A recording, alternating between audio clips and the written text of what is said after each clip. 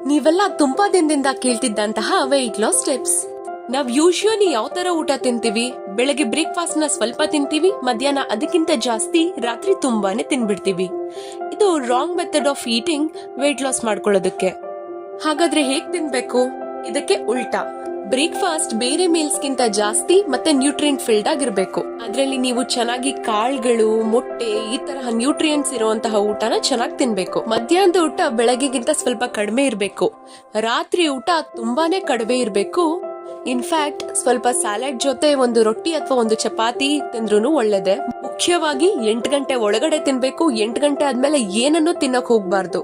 ಎರಡನೇದಾಗಿ, ಸ್ವಲ್ಪ ಜನ ಸಣ್ಣ ಆಗ್ಬೇಕು ಅಂದ್ರೆ ಅನ್ನ ತಿನ್ಬಾರ್ದು ಅಂತ ಹೇಳ್ತಾರೆ. ಅನ್ನ ತಿನ್ನೋದನ್ನ ನಾವು ಸೌತ್ ಇಂಡಿಯನ್ಸ್ ಬಿಡೋದಕ್ ಆಗೋದೇ ಇಲ್ಲ. ಆದ್ರಿಂದ ದಿನಕ್ಕೆ 1 ಬಾರಿ ಸ್ವಲ್ಪ ಅನ್ನ ತಿನ್ನೋದ್ರಿಂದ ತಪ್ಪೇನೂ ಇಲ್ಲ. ಆದ್ರೆ ಕಡಿಮೆ ಮಾಡೋದು ಮುಖ್ಯ. ಪಾರ್ಟ್ 2 ಗಾಗಿ ಫಾಲೋ ಮಾಡಿ ಮತ್ತೆ ನಿಮ್ ಫ್ರೆಂಡ್ಸ್ ಜೊತೆ ಶೇರ್ ಮಾಡಿ.